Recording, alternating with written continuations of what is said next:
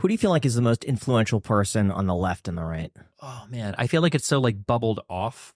Like it depends on what part of the internet you're on. Like you could argue that I'm pretty influential in terms of like political left debating people, but depending on where you go, people have never heard of me or even like Hassan or anybody. So I don't know, broadly speaking, who is the most influential on the left.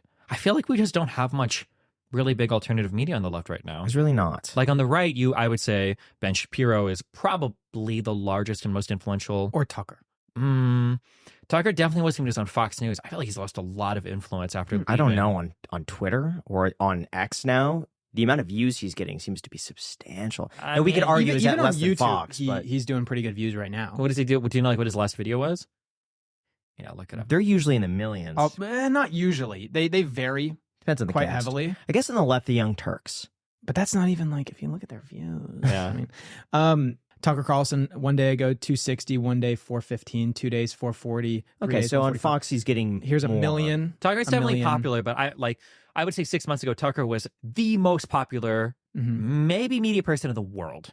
Definitely the most popular. He was the most consumed. Yeah, they had the most live concurrent viewers on Fox News. Fox, I think, at 5 with Tucker. Yeah, I'm pretty sure he was the most popular in the world. So he's still big. I'm not saying he's like nobody now, but I'm saying he took a dramatic fall off a cliff when he got kicked off of Fox. And you got to be careful with the Twitter views because I think you realize, right? It's like if you watch a video for 6 seconds, it comes to the view, and it's not an accurate way of determining how popular a person is. Yeah. So why don't you feel like the left has more representation, like the right does? Man, I don't know. The center left is like just not a fun place to be. Nobody really likes you. You have to fight. Conservatives will hate you just as much whether you're center left or a communist.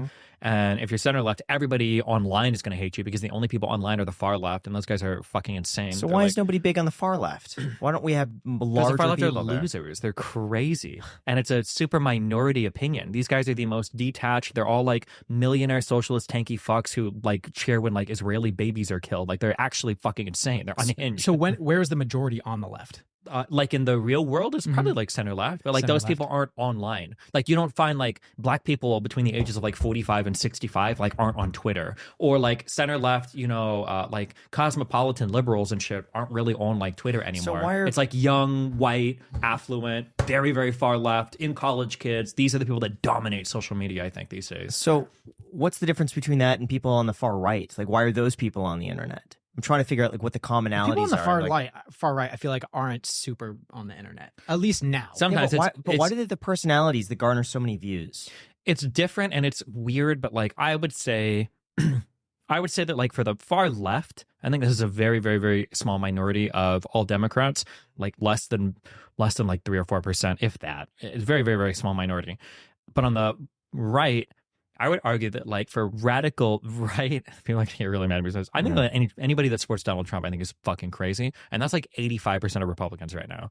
So they're way more visible. You see a lot more of them, but because a lot of them are literally ready to follow Trump off a cliff, they just are louder on the internet. Yeah. There is no, like, I guess I'm complaining about being a center-left Democrat. Truly, being a center-right Republican is probably a more difficult place to inhabit, I would imagine. I would say it's difficult for us too because we like to really have equal representation on the podcast, and it's difficult for us to find people on the left to have on because there aren't that many, and the people that we do ask, it's very difficult to get them to say yes. They've denied us a lot. Yeah. Yes. And then some people, like, we ended up getting them on, but it took months of scheduling, whereas the people on the right, they're kind of just like, yeah, let's do it. Yeah.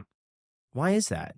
Do you have any idea? I think right now, when the left is kind of more in charge of like overall the media and they don't feel the pressure to be platformed because they are platformed, they probably don't want to jump on to controversial or debate platforms as much because there's more to lose, and their own audiences will attack them quite a bit for it. Like, oh, you're supporting them. Why are you there? They platformed this guy, or why are you in this show? Myron from Fresh and Fit was just there. Like, these guys are white nationalists. These guys are red pill, like blah, blah, blah. So it's harder because people on the left will hardcore audit you for going on places that they don't approve or talking to people that they don't like.